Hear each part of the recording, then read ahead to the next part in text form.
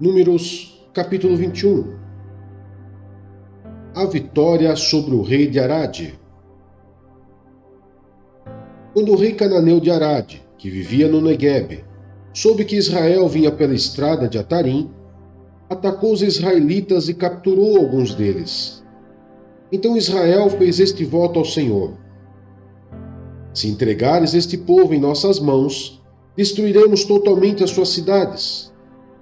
O Senhor ouviu o pedido de Israel e lhes entregou os cananeus.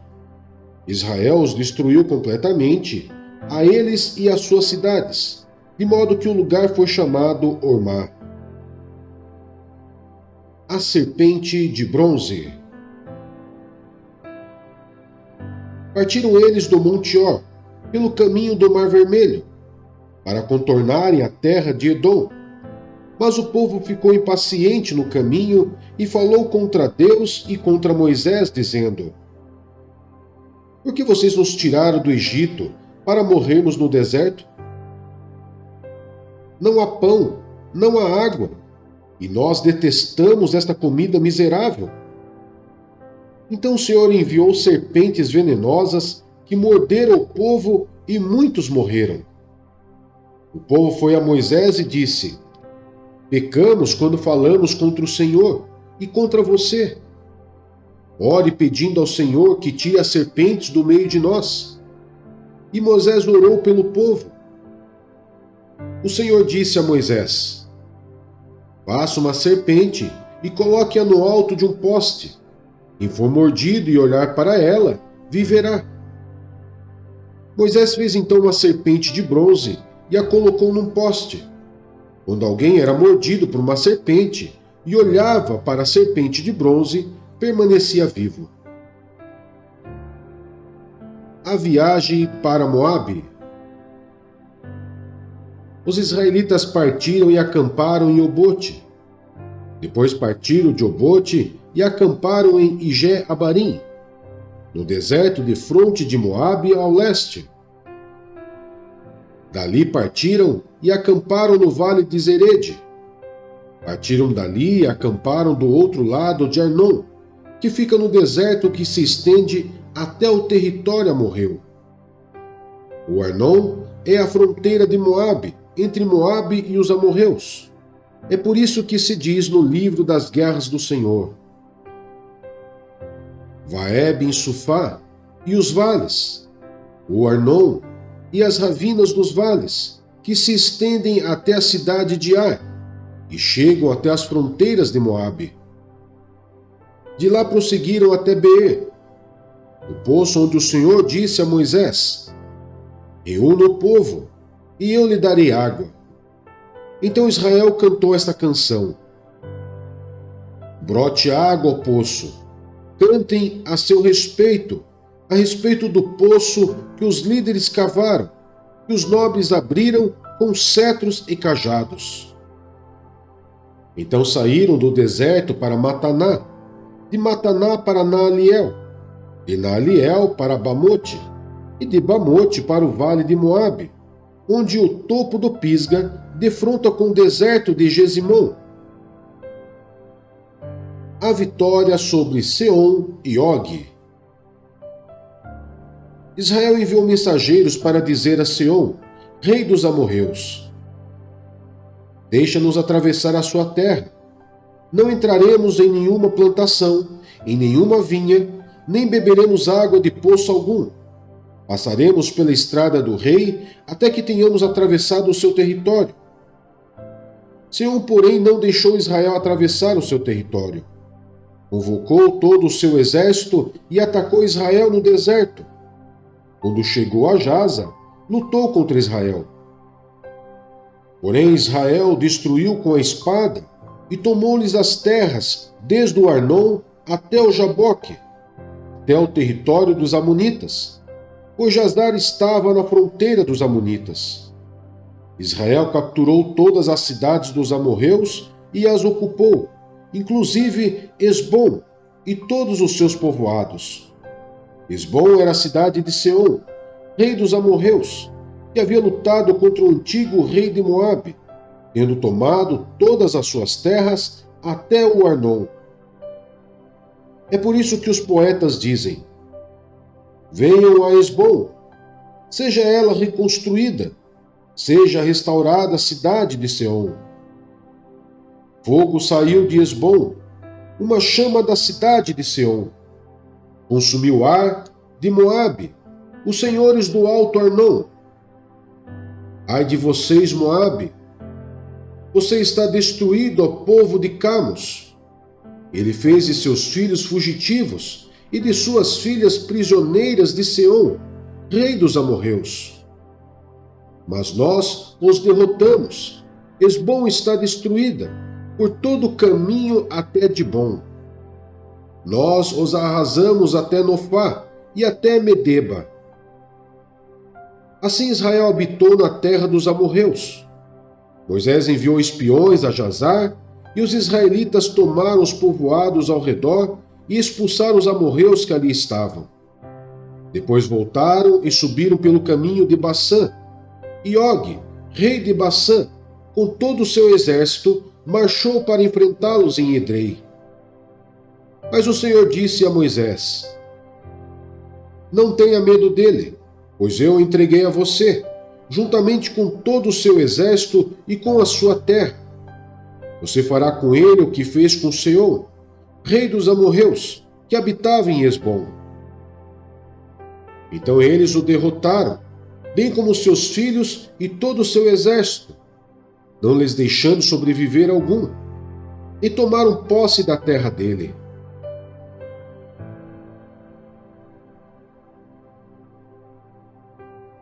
Salmos 60. Tu nos rejeitaste e nos dispersaste, ó Deus. Tu derramaste a tua ira. Restauram-nos agora. Sacudiste a terra e abriste-lhe fendas. Repara suas brechas, pois ameaça desmoronar-se. Fizeste passar o teu povo por tempos difíceis. Deste-nos um vinho estonteante. Mas aos que te temem, deste um sinal para que fugissem das flechas. Salva-nos com a tua mão direita e responde-nos, para que sejam libertos aqueles a quem amas. Do seu santuário Deus falou: no meu triunfo dividirei Siquém e repartirei o vale de Sucote. Gileade é minha, Manassés também. Efraim é o meu capacete. Judá é o meu cetro. Moabe é a pia que me lavo. Em Edom atiro a minha sandália. Sobre a Filistia dou meu brado de vitória. Quem me levará à cidade fortificada? Quem me guiará a Edom? Não foste tu, ó Deus, que nos rejeitaste e deixaste de sair com os nossos exércitos? Dá-nos ajuda contra os adversários, pois inútil é o socorro do homem. Com Deus conquistaremos a vitória, e Ele pisoteará os nossos adversários.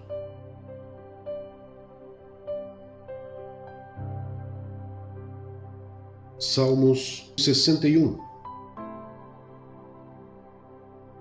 Ouve o meu clamor, ó Deus. Atenta para a minha oração. Desde os confins da terra eu clamo a ti, com o coração abatido. Põe-me a salvo na rocha mais alta do que eu. Pois tu tens sido o meu refúgio, uma torre forte contra o inimigo. Para sempre anseio habitar na tua tenda e refugiar-me no abrigo das tuas asas. Pois ouviste os meus votos, ó Deus. Desse-me a herança que concedes aos que temem o teu nome. Prolonga os dias do rei, por muitas gerações os seus anos de vida. Para sempre esteja ele em seu trono, diante de Deus. Envia o teu amor e a tua fidelidade para protegê-lo. Então sempre cantarei louvores ao teu nome, cumprindo os meus votos cada dia.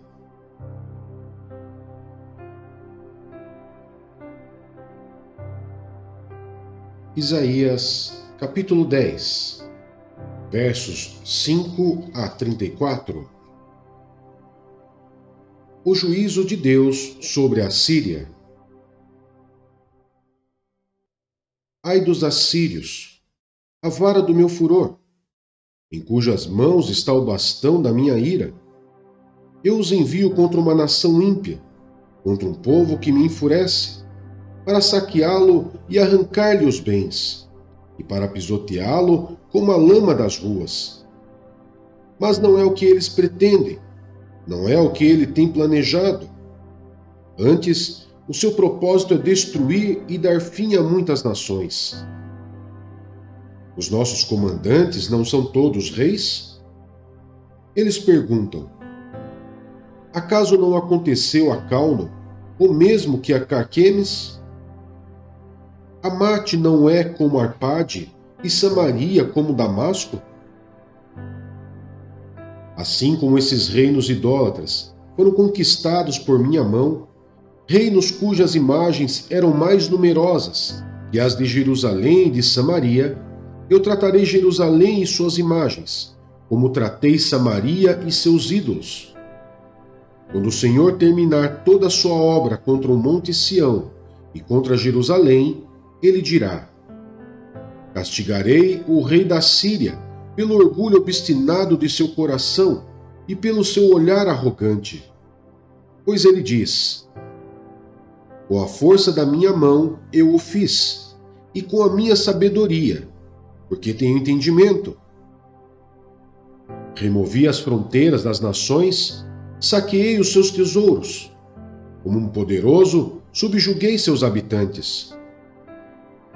Como se estica o braço para alcançar um ninho, assim estiquei o braço para apanhar a riqueza das nações.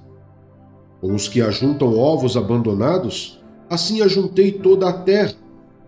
Não houve ninguém que batesse as asas ou que desse um pio. Será que o machado se exalta acima daquele que o maneja? Ou a serra se vangloria contra aquele que a usa? Seria como se uma vara manejasse quem a ergue, ou o bastão levantasse quem não é madeira. Por isso, soberano, o Senhor dos Exércitos enviará uma enfermidade devastadora sobre os seus fortes guerreiros. No lugar da sua glória se acenderá um fogo como chama abrasadora. A luz de Israel se tornará um fogo, o seu santo, uma chama.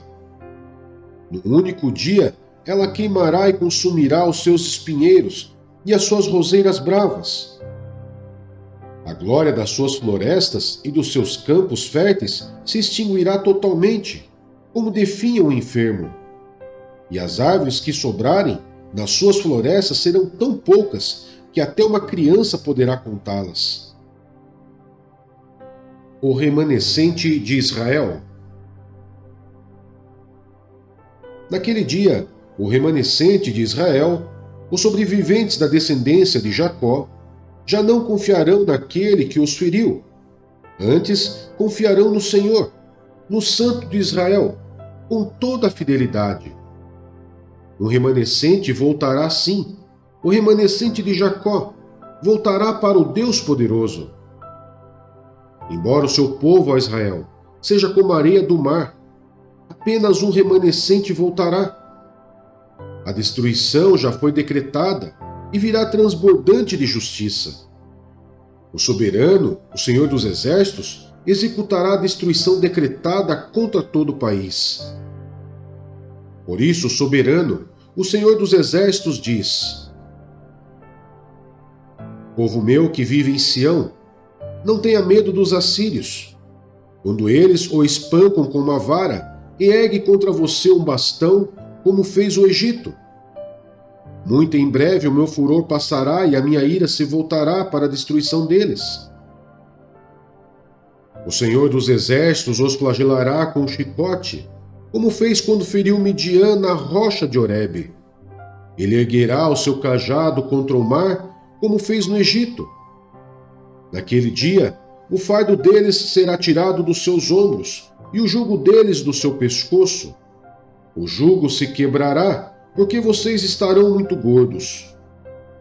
Eles entram em Aiate, passam por Migron, guardam suprimentos em Micmas. Atravessam o vale e dizem: passaremos a noite acampados em Geba. Ramá treme, Gibeá de Saul foge. Clame, ó habitantes de Galim, escute, ó Laís, pobre Anatote. Madmena está em fuga, o povo de Gebim escondem-se. Hoje eles vão parar em Nobe, sacudirão o punho para o monte da cidade de Sião, para a colina de Jerusalém. Vejam, o soberano, o Senhor dos exércitos cortará os galhos com grande força. As árvores altivas serão derrubadas, as altas serão lançadas por terra. Com um machado ele ceifará a floresta, o Líbano cairá diante do poderoso.